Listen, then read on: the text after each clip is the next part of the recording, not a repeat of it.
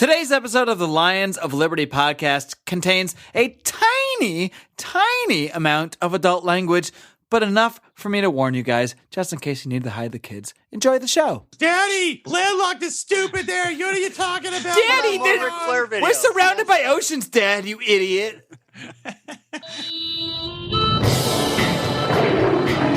Welcome to the Lions of Liberty podcast. Here is your host, your guide, your shining beacon of liberty, Marc Clair. All right, folks, welcome back. And, after a heck of a week of interviews here on the Lions of Liberty podcast, including episode 200 with Ron Paul. That's right, we had Ron Paul. If you missed it, click back in your iTunes feed, your Stitcher feed, however you listen to this show, or go to lionsofliberty.com/200 because we had the great Ron Paul, the man who, in many ways, inspired the work we're doing here at Lions of Liberty on the show. But, after a great week of interviews, we're here with another one of our roundtable discussions. And today we're going to be taking a look back at some of the latest news and drama in the Libertarian Party's nomination process for president, as well as touch on the recent Democratic debate. But it would be a really awkward roundtable, I think, if it was just me talking for 45 minutes to an hour or so. So I've got a couple fellow Lions of Liberty here with me today, starting with our venerable legal counsel, hailing from Cleveland, Ohio, the home of the upcoming Republican National Convention, the mysterious man known simply as Rico. What is up, Mark? Love the Ron Paul interview. Good to be back on a Saturday morning for those who don't know when we're actually recording. Oh, you're letting them peer behind the curtain already. It's a beautiful day in Cleveland, and I would rant forever about all the patios at bars that are not open, but we have other things to talk about. So let's go. Right. Well, there's plenty of time in the day for that. I'm sure you'll get into some trouble later on. And, of course, I also have the man who often sits to my left, but is now, well, I guess probably still to my left, but about a mile the other way, down the street here from me in Culver City, Mr. Brian McWilliams. Hello. Large and in charge. Hello. How are things? Things are fine. It's a little early. My voice is a little scratchy. There's been high winds in Los Angeles. There have. So the Nino, El Nino is here. Yeah, we're getting Nino'd all over the damn place here. We sure are. Honestly, I would figure with the amount of wind that was going, it was just actors talking about their passion projects all at once, just blustering it out there. But you don't need to test out your stand-up comedy jokes on the podcast. Don't I? You don't need to. I'm just letting you know. People love the LILDL. We might need to start a separate program for that. Because they want to hear the zingers coming from this mouth. Well, speaking of LILDL, that is, of course, the acronym for our regular feature when we do this sometimes when we're all having a beverage, Libertarians in Living Rooms Drinking Liquor.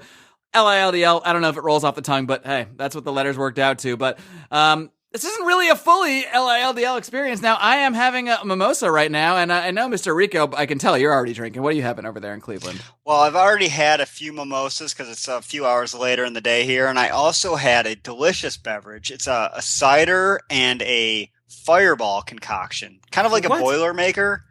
I don't remember what it was called, but it was awesome, and I'm going to drink it every day for the rest of my life now. That does sound pretty damn good. Are you drinking the Cleveland signature drink? I think it's just called Sadness.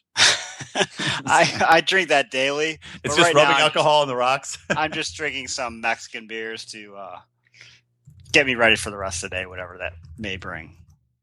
But it's been a good start so far.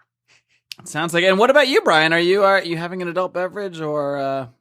Yeah, I succumbed. I was hoping you were going to try to. Did you really succumb to the peer pressure? And I was going to yell, "It's a trap!" Just like Admiral Akbar. No, I decided I'm going to sip on a Tsingtao, which I greatly enjoy. It's a nice, refreshing and crisp beer if you haven't had it, from China, from the mainland. Does this mean that your big plans that you detailed to us before the show, off the record, that you were going to the gym after the show? So still going to do it. You're going to drink and then work out. Yeah, exactly. Okay. I mean, that's one way to do it. It's going to be great. I will sweat out all the alcohol and then probably pass out on the ground next to the exercycle. Well, great. Well, we're all on the same page then. That's really good to see. So this is officially an episode of Libertarians in Living Rooms Drinking Liquor. It's official, guys. So all right, welcome. We're back. Welcome, new listeners. I know we've got a lot of people over from Tom Woods, who's been plugging us a lot recently, and Jason Stapleton plugged us last week a bit. Ron Paul obviously has gotten us a lot of attention. So welcome to new listeners and old listeners. Well, I can't even believe you're still here after listening to this for so long, but thanks for being here. Now we're gonna get right into things. There's been a lot going on since we last spoke, and I guess I'll start with the one secret thing that went on. We actually recorded an entire reaction show to the second part of the Libertarian debate hosted by John Stossel. And that show is going to live in infamy or never live at all because it has died due to audio gremlins or whatever you want to call it that often interferes with our podcasting process. And frankly, we just don't have the willpower to do it all again. So just know that we did in detail discuss the second part of the Libertarian debate. We'll talk about the Libertarian candidates a bit, though, and we'll touch on some of the things we discussed in that show that will never air. So why don't we get into that stuff? I mean, we've all seen both parts of the Libertarian debate. I don't want to get too deep into the specifics here, but let's kind of just touch on who kind of made the biggest impression, I guess, compared to what you thought of them going in, who looked the best coming out of this thing, and then we'll touch on maybe who looked the worst after that. So I'll start with you, Rico. We've established an order here. What did you think overall of the Libertarian debate? Who came across to you as perhaps the best messenger of liberty? Well, as I said a week ago in the podcast that we need not have done, apparently, but I thought Austin Peterson won. I think, the only one who picked Peterson to be the winner. I thought he was the most articulate. I think, obviously, he grasped the concepts the best. I think he's probably the most intelligent of the candidates, at least in regards to the libertarian philosophy, although his presentation could use a little bit of work. His kind of intellectualism, his quoting of Thomas Jefferson from, obviously whenever he a few hundred years ago, these quotes and expecting them to be his go to as far as establishing his overall knowledge of the base. I don't know about that, but He does come across the best to me as far as his whole knowledge of the concept. So I think he did the best there. All right, Brian, what about you? Did Peterson come across the best to you, or did anyone else catch your Liberty eye? No, I'll say I did actually think Peterson did a pretty good job. He grew on me because I was not a big Peterson fan going into this. I do agree that I think as far as the theories of liberty go, he's pretty strong, but agreed. When he starts quoting Jefferson again and again, it's just like, all right, dude, come on. Let's just talk about the issues. Talk like a real person, not like a liberty robot, Libbot 5000. And also just a lot of it came across as very canned. So that put me off a little bit.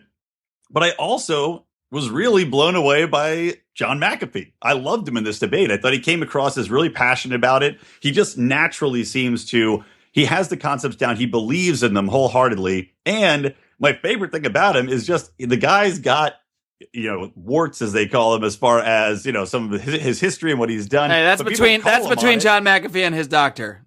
Yeah. Well, we won't, I won't go too into it, but he did say that my favorite line of the whole debate was him talking about legalizing prostitution. And he's like, yeah, you know what? My wife, I rescued her from a pimp. And I married her.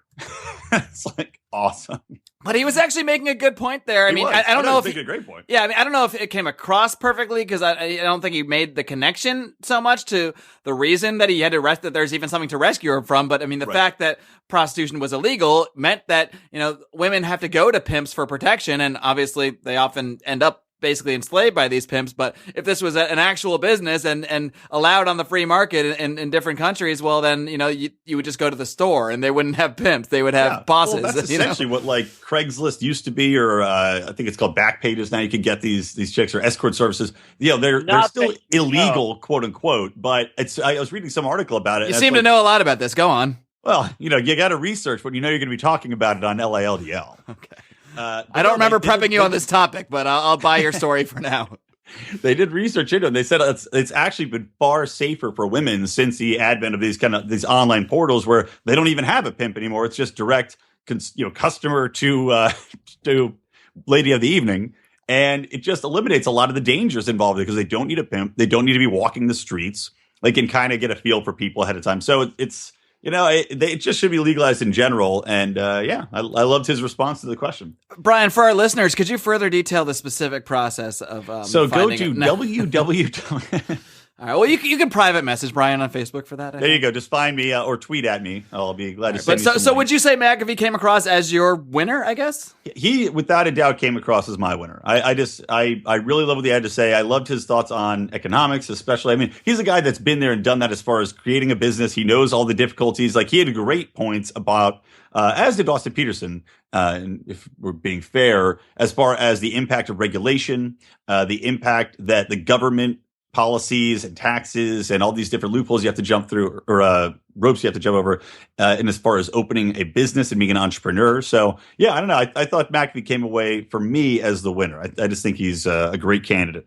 I like that Austin brought up like occupational licensing, something that's not a sexy issue at all, but it is a serious issue. It's one of the main things that holds many people back and holds many people into poverty, because many people have the skills to braid hair, but maybe they can't afford to get a hair braiding license. And he brought up that example, and I mean, even my girlfriend that sounds like a ridiculous example. I'm like, no, he said that example because it's a real thing that has happened. They have been shutting down people who've been braiding hair. That's how ridiculous it sounds, because that's how ridiculous reality is. So I was glad that he brought up that issue, and I just can't see. I mean, look, there's one name we haven't mentioned yet, so I guess we got to get into it now, because you guys mentioned Peterson, you mentioned McAfee.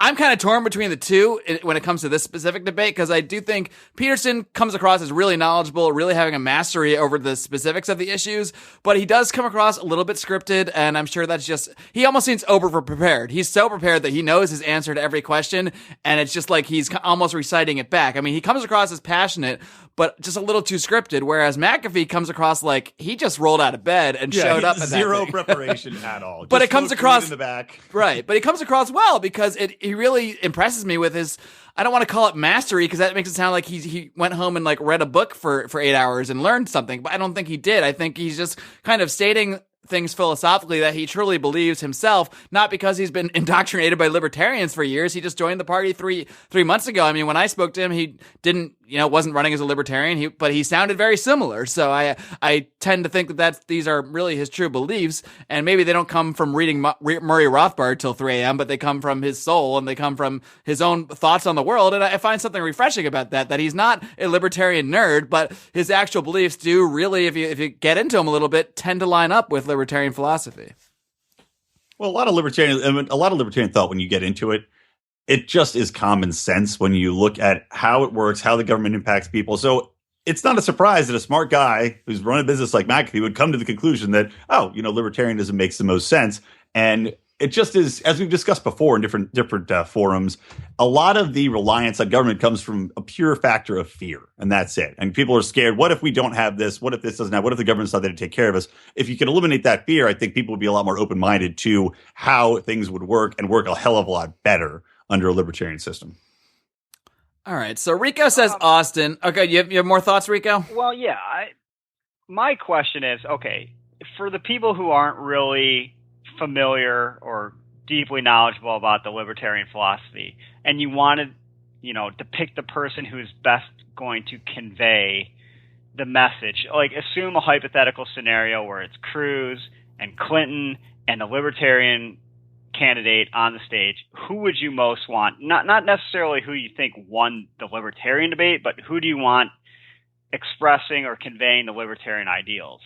And I think that person for me is Austin Peterson, because I think he's the most kind of knowledgeable person regarding the philosophy. So I did like McAfee, but in a hypothetical scenario where we could pick anyone to debate on the main stage, I think it's Peterson. So would that kind of scenario change your answer at all as to who maybe you like McAfee in the libertarian debate, but would you want someone else on the main stage? I think Peterson will come across as the Marco Rubio of the Libertarian Party as of right now. And I don't say that because to say like, Marco Rubio also is a little bit youngish. Peterson, I think, he needs time to ripen. I have never seen Marco Rubio do a live stream from his car. So no. That's the main difference. What I mean by that is that Marco Rubio was repeatedly nailed on having sort of canned bites to say. And I feel like Peterson is in that same vein where he's got very canned responses, as we discussed. Well, so that way, he's the Marco Rubio. And for me, I think John McAfee would be the better candidate right now. Peterson, I say 4 years might be good. I think Rubio's responses were canned because there wasn't a whole lot of depth to them to begin with. I think Peterson his responses maybe sound canned because, like Mark said, he he's over-prepared. But that's something that you can work with. If you know what you're talking about to begin with, you can kind of smooth the edges off going forward and deliver your message in a better way. You can work on your presentation. You can't work on your knowledge. Well, I think John McAfee's got knowledge, though. And also look at the success of Trump. McAfee is in that Trump mold in a way that he can attract people. He speaks honestly, and people like the way he comes across. Like, I think people would actually really respond well to him in a general debate. And I think that he would probably be pretty damn glib and respond very well to a Trump if he was on stage with them. You know, like watching those two spar would be a joy and a pleasure. Whereas I think Peterson would be good, but I just don't think this is the year for Peterson. I think maybe 4 years from now, I'd like to see Peterson out there.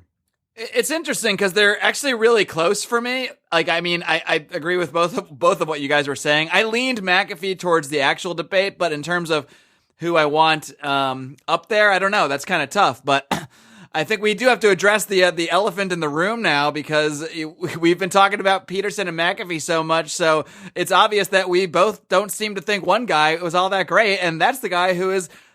He used the term actually on CNN. He called himself the presumptive nominee, and that's Gary Johnson. So why do we all seem a little bit deflated about Gary Johnson's performance and Gary Johnson as a messenger for liberty and the ideas of liberty? Rico, I'll let you start. Sure, I'll start, and I'll kind of echo what we said in the Lost podcast. And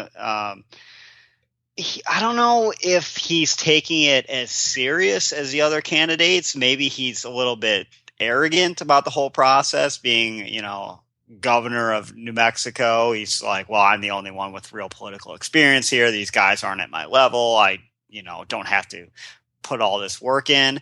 But also some of his answers are definitely not libertarian. The whole question about, should you have to, what was the question? You have to bake a cake for a gay wedding? Should a Jewish, well, yeah, but that's like the overall question in society that comes up a lot. But Austin applied it to a more extreme case, which I think is a good thing, because you have to apply it to extremes, because that's the reality of these policies. Is that he said, would you force a Jewish baker to make a Nazi cake with a Nazi emblem on it for a Nazi wedding or whatever? And Gary Johnson basically said yes. I mean, Austin was smart to bring that up because it wasn't the question in the debate. Austin brought that up on his own.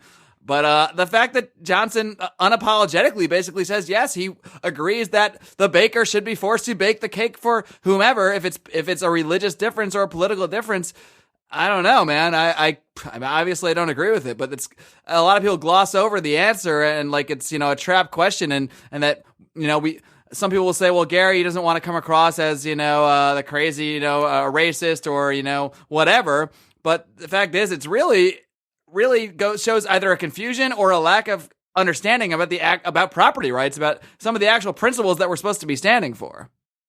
Yeah, that's ridiculous. I mean, you couldn't be further away from libertarian ideals than making a private business perform some kind of action under threat of penalty for an idea they don't agree.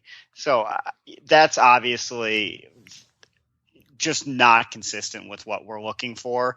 There was other answers too that were pretty bad, and in my opinion, like I think he felt that the EPA was the only way to regulate certain pollution and other activities. So he's definitely not against government action in spheres that we don't agree with. So Gary didn't come across great to me personally. I agree, man. I wasn't a big Gary Johnson fan, and going in based on a previous debate we had watched, which was the one that was aired in the horrible fashion earlier on, the high school auditorium debate. Yeah, exactly, with somebody shooting it on their iPhone camera. That debate, I thought Gary Johnson came across pretty well, but I guess that was also when McAfee and Austin Peterson were probably finding their sea legs. So now in this most recent one, I agree, he didn't come across well at all. And as I mentioned, he also looked like a terrified bird half the time, because every time he gets interrupted, his eyes get all wide. He does have really that like he's like, ah! He has that weird like every time you look at him, every time they cut the camera to him, he looks like he just realized the camera cut to him and he's shocked by it at all times. Yeah, exactly. I think that's just the look on his face. Yeah, it's funny. I literally laugh every time I see him on screen. Yeah, oh, totally. And I do want to agree with Rico that I believe that Gary Johnson is very arrogant. He believes he will have the de facto nomination, and he does believe in his ability, because he was a governor. But that also leads us into another topic we were talking about in the forum a little bit, which you guys can join our Facebook forum, and we encourage you to do so. Ooh, a plug. I like it. Yeah, you can join our private group on Facebook and join this conversation with us by typing in Lions of Liberty Forum in your little search bar on Facebook. That's our private group. We'll also link to it in the show notes for the show, which can be found at lionsofliberty.com/202. Proceed. Bingo. So he has some baggage, though. He's bringing along with him from being the previous candidate. We saw in the where was it? In a recent debate, which I'm not sure where it was taking Let's just call place. it a recent debate so we don't get fact-checked by libertarian but nerds. He was called out by Daryl Perry on having some 1.4 million or 1.2 million of missing funds, I guess, that the FEC was looking for. And it was like this back and forth between the two of them, where Gary Johnson saying, oh, no, that's a mistake. They just haven't taken it off, and it's going to this year, and blah, blah, blah, blah, blah. So he's got that baggage. And additionally, though, I also feel like we had a recent post from Judd Weiss, who is, of course, John McAfee's VP, and he was saying that the Gary Johnson campaign was doing some shady backroom dealings where they were trying to pay off their supporters and the people that are working for them to stay at home and do nothing while still, quote unquote, working for them, which is a very political move to make and shows you that Gary Johnson is a political creature far more than these other guys. And in fairness, we don't know the extent that these accusations are true. They are just this is alleged. The words of some people. Those people, I mean, to me, Judd Weiss is a reputable guy, but I mean, who knows? I don't know the facts any more than anybody else does, so I'm not going to pretend to. But just to dial back for a second, we'll try to go on the timeline here. But this kind of started earlier in the week when John McAfee posted. People have said that I'm not really here to be a part of the party, to help the party, and that I would leave if I'm not the nominee. And he said that's not the case. But I will leave the party and not be involved if the nominee is Gary Johnson. And I have good reasons for that. And he kind of left it at that, but it was just kind of weird.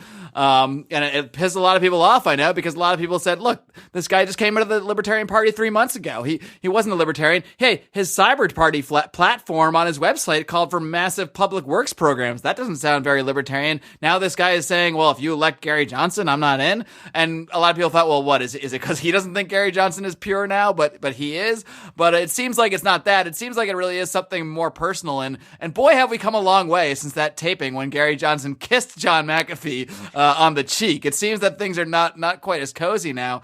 But yeah, I guess McAfee believes, or says he believes, I don't know, so I'm not going to pretend anything is a fact when I don't know that it is, but that basically people from the Gary Johnson camp have been trying to buy supporters, telling people they'll give them money to join his campaign, and it's a fine line, and telling people they'll pay for their their hotel rooms, and there's an accusation that they've bought hotel rooms out that are going to be empty just to prevent other delegates from having a place to stay. I don't know if there's any evidence that that's true. They believe it is. So I mean, I don't think Judd would put it out there like he did without him believing it was true.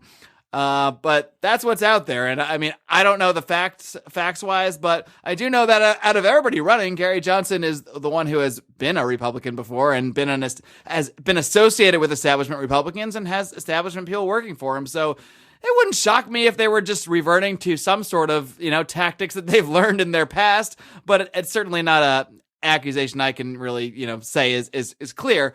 But it is clear that there is a lot of animosity towards Gary Johnson, and that animosity is creating a lot of backlash as well. Because I've seen a lot of animosity towards McAfee for saying this stuff, towards Judd for saying this stuff.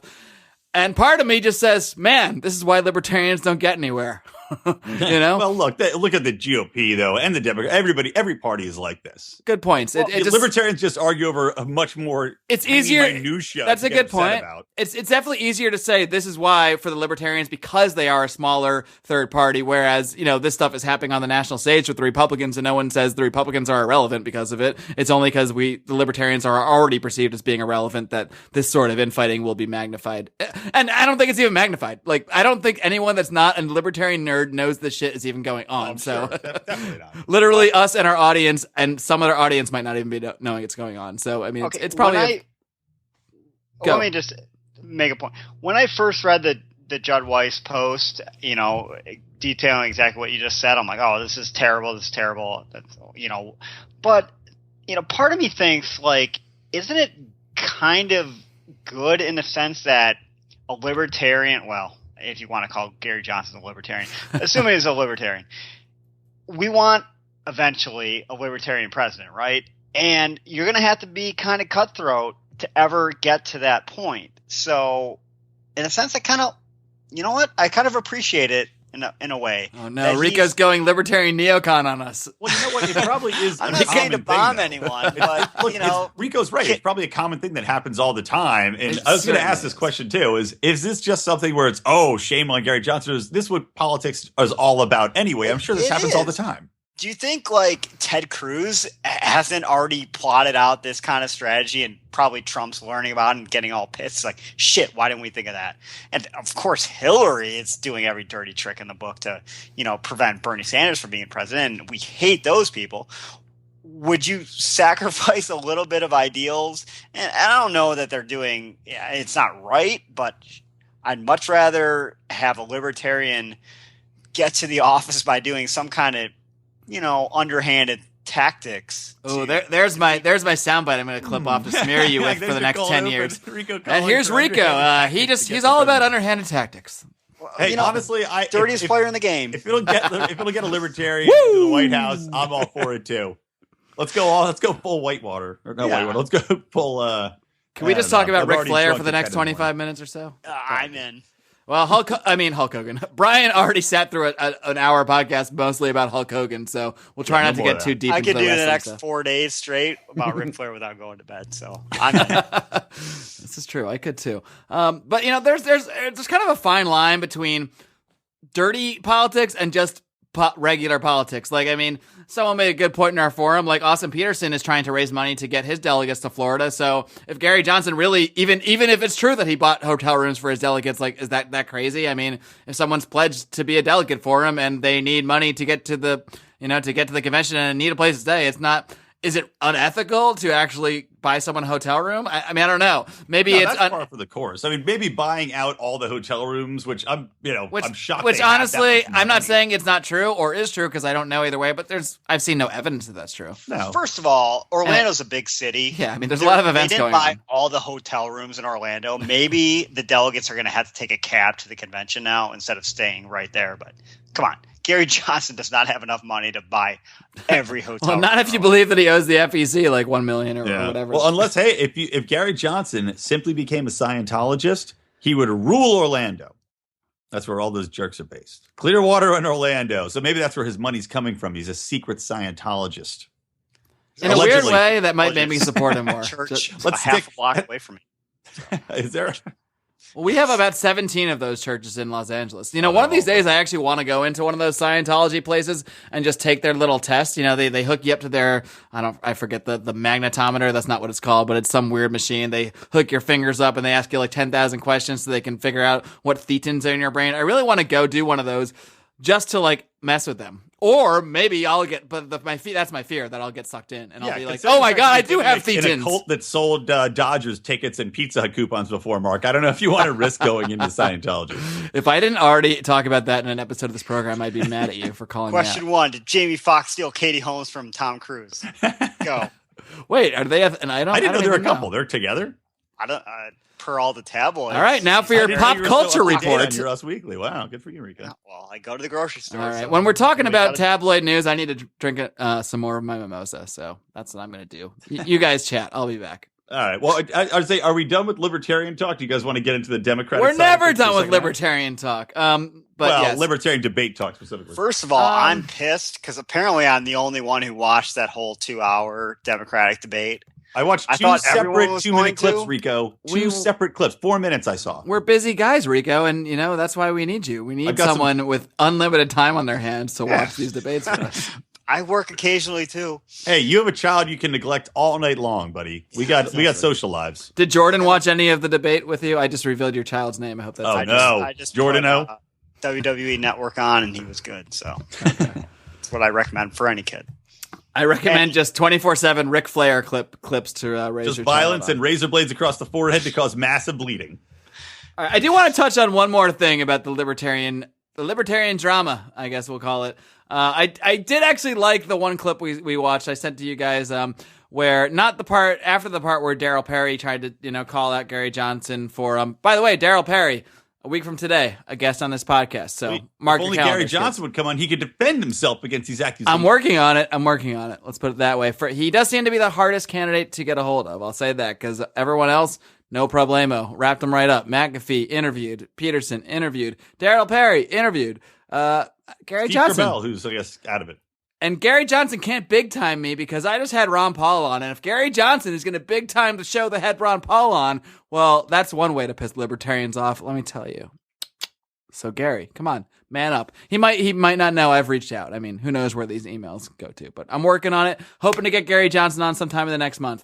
Anyway, but the one thing I did actually like, I liked when Austin Peterson said that Gary Johnson has said if we're not in the debates, then, that's the only chance we have. And he said something that I believe to be true, despite the fact Gary Johnson does have this lawsuit. I don't think he's going to be successful. I hope he is. He should be, but I don't think he will be. He has a lawsuit to get into the debates because the debates are controlled by the Presidential Commission on Presidential Debates. That's not the actual name. I definitely messed that up. Who cares? It is co-owned by the Democrats and the Republicans. So, why would we think they'd let a third party in? Anyway, but I don't have any reason to believe courts are going to side with him either. But so Austin Peterson calls out Gary Johnson and for that comment, saying that he said it on CNN, if we don't get into the debates, we have no chance. And Austin said what I believe, which is, look, we're not going to get into the debates. We can try, we should keep trying, but if you're banking on that, you're basically saying we can't win and we can't achieve what we want to achieve, because that's not going to happen, Gary. He said, when I'm not let into the debates, I'm going to show up there. I'm going to be live streaming. I'm going to be there at the debates. I'm going to be doing everything I can to disrupt the system and publicize it. What are you going to be doing, Gary? Are you going to go home? Are you just going to hang it up because you didn't get to the debates? And Gary just gets fired to Gary. And finally, that's what I was waiting for. I'm waiting for Gary Johnson to get fired up, and it took Austin F. and Peterson to get him fired up, which is exactly what Austin Peterson said when he was on the show, episode 197. You can find it at lionsofliberty.com/197 when I asked, Austin why he was focusing so much on Gary Johnson. And he said because Gary thought he was just going to waltz in to be the Libertarian nominee, not have to think about the issues too much, not have to campaign too much. And if I don't win, I'm going to at least make Gary Johnson a better candidate. And this, to me, was evidence of that, because finally I saw Gary Johnson get a little fired up and say, no, they don't decide the debates till a few weeks before the election, and I'm going to fight all the way till then. And I don't see Gary Johnson as normally a fired up guy, but he got fired up here. And I think that's what I want out of my Libertarian candidate. I want someone who gets a little fired up, and it shouldn't take Austin Peterson trolling you to get you fired up. You should already be fired up because there's so many fucking injustices in the world, and I'm slapping my desk right now and cursing because there's so much true injustice that libertarians should be focusing on, that if you're not coming in a little bit upset and a little bit fired up, then you're not the guy I want. So I think Gary Johnson's a little late to the party because the Angry Birds movie is already coming out, so his audition is months Hi, too late. I'm Gary Johnson, star of Angry Birds. Vote for me for president. Wait, there's a movie, Angry Birds? Yeah. Dude, you have a kid. You should know this if anybody. I knew there was. It doesn't star Ric Flair, so he wouldn't know. Exactly. Not Stars Josh Gad, who is also the voice of Frozen and every other cartoon movie that's come out in the last 5 years. Oh, as long as we get some good information coming How out. much is Angry Birds playing us for this plug? That's what I want to know. Free games, free downloads for everybody. Hopefully a lot. All right. So anyway, any more thoughts on Gary and that whole thing, or is it time to move on? Moving on. I'm the host. I should be deciding, not asking. Well, you're asking, not asking permission. No, I know. I did ask. It's true. All right. So let us move on. And luckily we have Rico here because, look, Brian and I, we're happening dudes. We're hip. We're living in Los Angeles. We got a lot going on. We didn't have time to watch the Democrat debate, but luckily we have someone who had plenty of time on his hands because he lives in Cleveland, Ohio. So there is nothing but time. So can you give us maybe just a brief overview of what you learned? I don't know if learned is even a word we can use here, but what did you get from this Democratic debate this recent Thursday? Is there anything we haven't seen before that should be noted here, or is this just another run-of-the-mill deal? Well, you're right. I didn't have a karaoke night to host, so I had plenty of time. But God damn it, so much Bernie Sanders pisses me off so much. I can't even take it. And what makes it even more annoying is 95% of the shit he says is so dumb. Like, it's mind-boggling that anyone listens to him. But then he'll throw out things that are completely on point, which, like, for example, he indicated, we need to rethink the war on drugs. Well, okay, we've been saying that forever, but then he kind of limited it to just marijuana, which, okay, that's not nearly going far enough. Then he also said regime changes often have unintended consequences. Yes, thank you. The other thing he put about was, we need to invest in jobs, not incarceration. Now, I don't know about the federal government investing in jobs, but sure as shit, we should not be funding more and more incarceration. So he has some good points, but they're so kind of lost among all the dumb shit he says. And I can't, and I think I emailed you guys, like, I can't take all the idiocy that he spews. I have you guys, I'm sure you've seen the interview where he talked about breaking up the banks, as he always does. Right. And the person questioned him, the banks have too much power. We've got to break up the banks. So this was the best part of the debate where they, let me skip back because Wolf Blitzer was in charge of the debate. And you guys remember the Republican debate where he was in charge of, boy, was that fun. I think he actually left to go to the bathroom in the middle of the Republican debate. So I actually made a note of this. Wolf lost control at 9:30. So the debate started at 9. It ended at 11. He was doing good for the first half hour, and that was counting commercial breaks. So it took him 30 minutes for everyone to walk all over him like they did at the Republican. And there was only 2 people. And he's like, excuse me? Excuse me? Excuse me? It's like, just quit, Wolf. You're done. So anyways, he was terrible. Again, good job, Wolf. Let's move on to the CNN. But I forget where I was ranting about.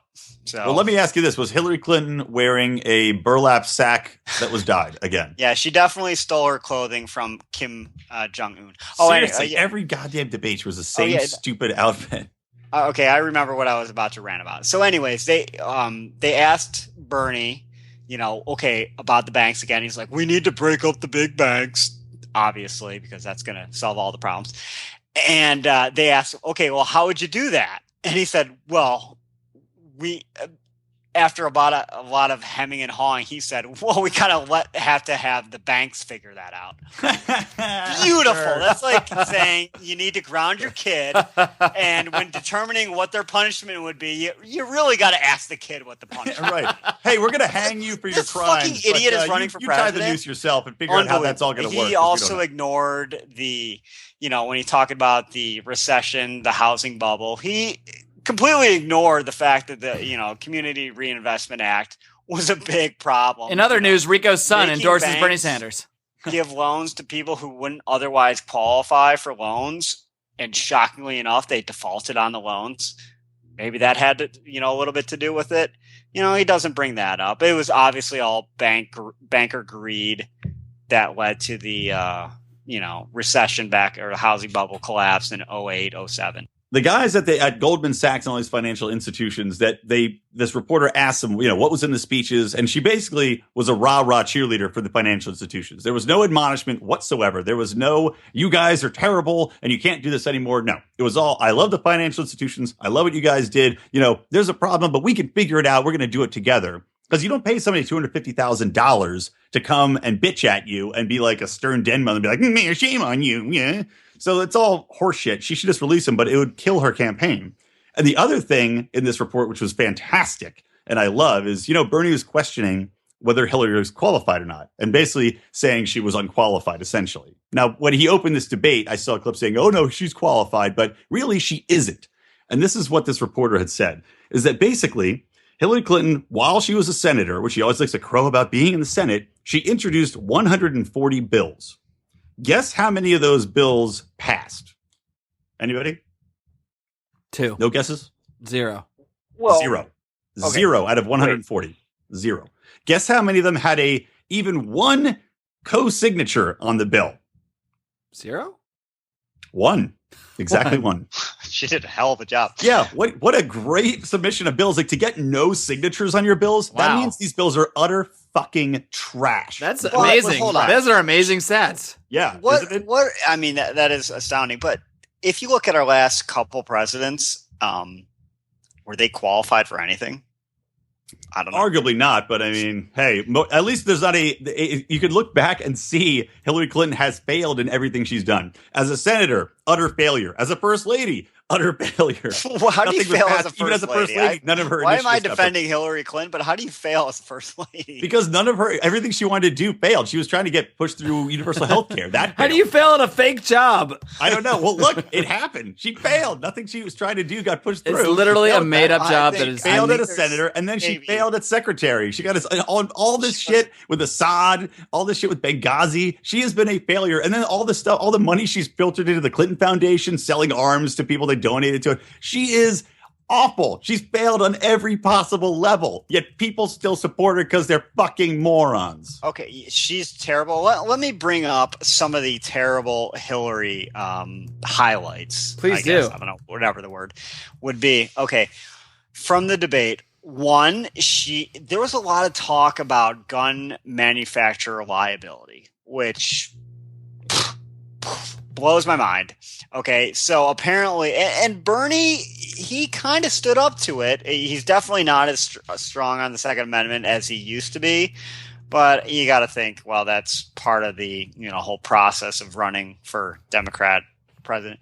But obviously, we talked about this before, probably a few months ago. But she obviously thinks that the manufacturers of the guns allegedly used in Sandy Hook should be liable because someone used the gun to shoot people, which is insane. Obviously, guns aren't made to be used in mass shootings at schools, but okay. She also said that it was a bigger disaster in Syria keeping Assad than if ISIS was completely unchecked in Syria. Well, that's the interesting thing, because there's reports coming out that the forces that were backing there in Syria are going after Assad forces and not ISIS forces. So it seems that her influence, or at least her line of thinking, is actually closer related to what's actually going on in the ground. Yeah, which apparently she would prefer ISIS in Syria than Assad. Okay, well, that's one way to look at the world. I don't know if I agree with that one. I mean, I'm no Bashir Assad 2020 fan or anything here, but clearly ISIS is a barbaric organization that should not be preferable to just about anything, right? I mean, can we all agree on this? Apparently we all can't, because Syria or Hillary has a big thing to say about this. She wants Assad gone, even if whatever the guy's name. What's the guy's name that leads ISIS? Baghdadi or something? I don't know. Apparently Andrew Bargnani? He's an NBA player. Let's go with that. Bargnani allegedly.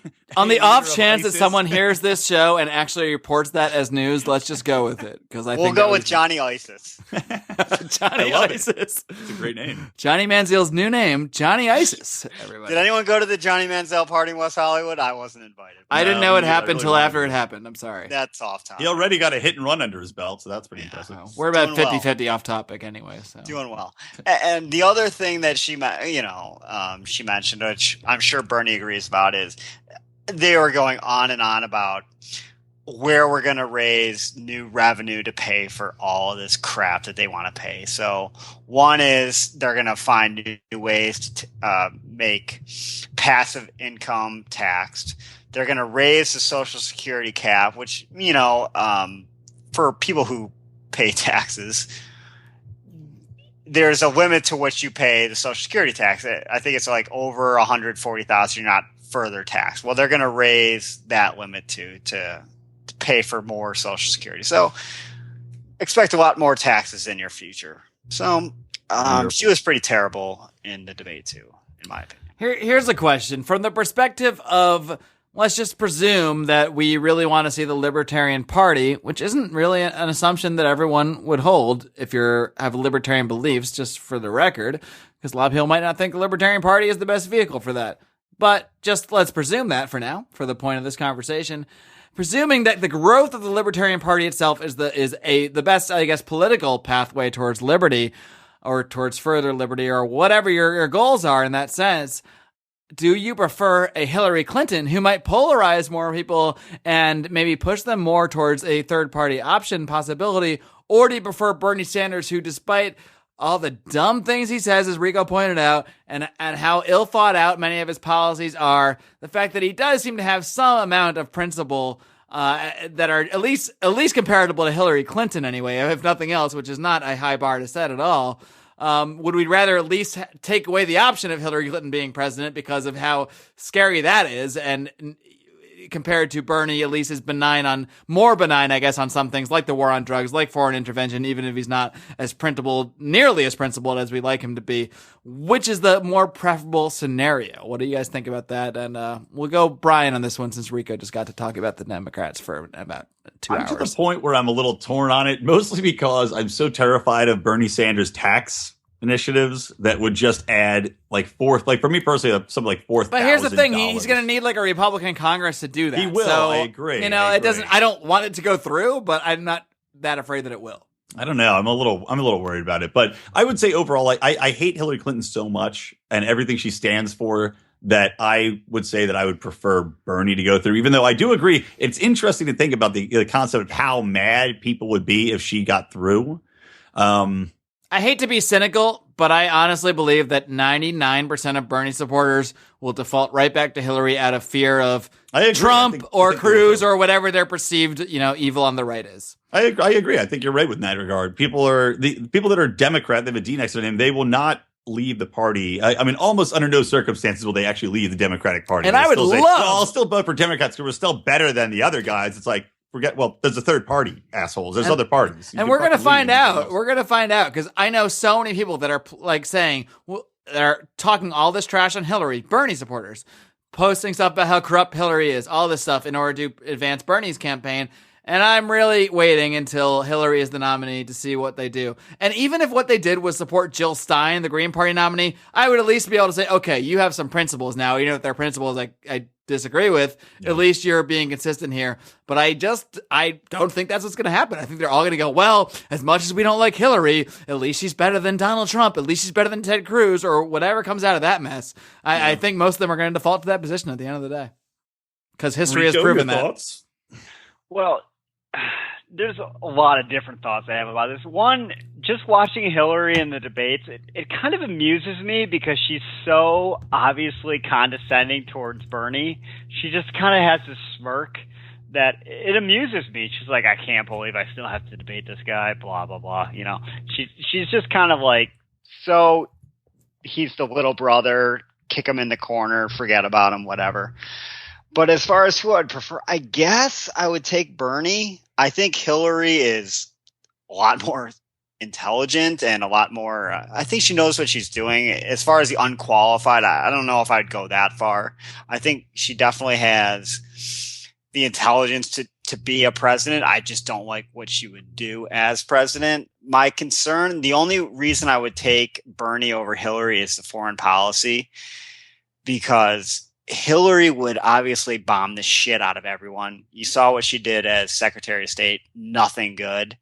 Whereas Bernie has said, look, regime changes, unintended consequences. It's more towards the Ron Paul school of thought, at least on that aspect. Everything else he says is so idiotic. It's mind-boggling. But if you could take a Bernie presidency with a Republican House and Senate, at least his economic policies wouldn't go through, as I think we've probably discussed many times before. Yeah. Neither option is good, but I just don't want to be in a million more wars. So that's where Hillary fails. By the way, 1.2 on, and this is just something I picked up watching these recap videos of the debate. was Bernie Sanders talking about, they got into the minimum wage, of course, because Bernie Sanders loves a $15 minimum wage. And I know how horrible that would be for everybody. I'm sure he did a lot of math to come to that exact number. Yes. I definitely need to speak about this. I've done the calculations. I've done the math. I have my slide rule out. I've determined that the best wage for minimum wage is $15 an hour. He's so goddamn stupid. One, he railed about the $12 minimum wage. That's not good enough. That's not good enough. But $15 an hour, great. Boom. Everyone's living the high life. Okay. Well, because of course 50? We live in a vacuum where that just happens and no other prices go up anywhere accordingly in the marketplace. And it doesn't bankrupt businesses in like Modesto, California, where they can't support in any way a $15 minimum wage. Couldn't he have read one book on economics in all the years he's been in the Senate? Like, just one. Pick one. Anyone. Or read a column. Even economics for dummies. Read a column. Jesus. You know what's funny about that? Even Paul Krugman, who most liberty-minded folk would think is terrible on issues, although I actually think he's okay on one or two things out of 10,000. But anyway, even Paul Krugman said Bernie Sanders' economic ideas are ludicrous. Yeah. Probably because he's a Hillary shill. Don't get me wrong. I know the motivations for these statements, but still, it gives you some perspective. Hello. Here's the other thing I wanted to mention, though, in regards to the economics, is Bernie Sanders, in regards to the minimum wage, also brought up the fact that America has gotten screwed on a lot of the trade deals, which may be true. It is true. But do we really trust Bernie Sanders to be negotiating trade deals? Like, knowing what we know? What's he going to do? He's just like, listen, China, you've got to raise your minimum wage to $15 an hour or at least 75,000 kwai. Like, what the fuck is he going to say? I don't trust him to negotiate shit. There was actually a pretty good column in Reason about that, regarding the fact that Bernie would basically be sentencing a lot of third world workers to their poverty death. Because if they're not going to trade with these countries because they're not paying their workers enough, then those workers are not going to be paid anything because they're not going to be doing anything and they're going to die of poverty. I'll tell you. No, go ahead. Oh no, I don't remember what I was going to go from there. So that quickly, you had a butt. You were already at butt and then gone. I just a lot of drinks this morning. That's how easy an interruption can just throw someone off. That's pulling a move out of my book where I like to interrupt without knowing anything I'm going to say. I'm like, it'll come to me as I start to speak. Wouldn't it be ironic if I was just going to say, wouldn't it be ironic if I didn't know what I was interrupting for and I just ruined everything for everybody? My statement's gone. What? Hey, hold on. Huh. Also, another point I want to make regarding these third world countries is Bernie Sanders' economic policies, which pisses, or not economic, his green policies, which tie into economics, also piss us off, obviously, saying that he wants to go all green energy and yada, yada, and force these other countries to comply with the ecology. Because that also, on top of these people now not being able to work because we're not trading with them, if we put through all these environmental policies, that impacts the third world countries if they actually do it more than anything else. Like in an industrialized first world country, maybe we can deal with it. We'll just have to pay 3 times as much for energy. But these people in poor countries, they can't do that. They're not going to put out solar panels and windmills. From what I can gather, Bernie Sanders wants to go around the world pointing guns at everyone else, even though he doesn't use that terminology, and forcing them to use green energy. And if they can't afford it, I guess they're effed. But they should be able to afford it with their $100 an hour minimum wage or whatever he would also install. What's going to be hilarious is with Bernie Sanders, if he gets elected, he'll be known around the world as the Great Destroyer. He'll be like the Stay Puft Marshmallow Man. He'll be like Zool. Okay, but my biggest point in favor of Bernie Sanders, which by far supersedes any of the policy positions, is that if we could get a Bernie Sanders presidency, we could have 4 years of Larry David on Saturday Night Live doing Bernie Sanders impressions. Now that is a vote of confidence. Yeah, but what are the odds that they convince Larry Sanders or force him? Larry Sanders. I know why I said because he just died. Oh, R.I.P. Yo. Larry David. They're going to force him to do one of those things where he'll be like Saddam had 15 doubles. Larry David will be the double, and somebody's going to shoot him in the head. Oh, that'd be terrible. And then we'll lose a national treasure. We don't want that. Okay, so now I'm anti-Bernie again. You go. I flip back around. It's that easy. Yes. Oh, all right, folks. So the only party we didn't touch on, I mean, there are a lot of parties, the Green Party, the Constitution Party, but out of Libertarians and the majors, we didn't touch on the Republicans, and screw it. I don't want to. So goodbye. We will not talk about them because we spent so many damn days doing Republican reaction shows that honestly, I'm not sure I care who wins the Republican Party at this can point. I just make a very quick point about Since this? you live in the city where the convention will take place, I'll allow you Yes, 1 point. and I'm trying to get out of it for that. But anyways. What, you're going to try to get the whole city out of it? Trying to get Cleveland? I'm just trying to get out of town. And, okay. Whatever. Everybody's been trying to leave Cleveland. Wait, I thought we were all coming to your house for it. Now I'm totally I'm confused. just going to sign with wherever LeBron leaves. Breaking news. Everyone trying to leave Cleveland. Johnny, LeBron, Rico. We're all the same. You're all going to share an apartment in LA and get into hit and run accidents all the wait. time. I think the Republican nomination is done. I think Cruz is winning. I don't really see, just briefly, Trump isn't going to win enough delegates before the convention, and he's not going to win on the first ballot, and Cruz is going to have done enough behind-the-scenes work to win on the second or third ballot or whatever. I think it's done. Any Republican fantasy about Paul Ryan or Mitt Romney. What about John Kasich? What about your boy? Your man. Oh God! The real Johnny Ohio. How long do you want this podcast to go? Because he just totally flip-flopped about his whole gay marriage thing the other day. Did he? Oh, really? He was decent on it. That was like the one issue he was okay. Yeah, and then he's like, no, that's not what I said. It was terrible. So I don't know what he's doing still in the race. I can't. He must have some kind of strategic goal. But anyways, Cruz is winning on the second ballot in the convention.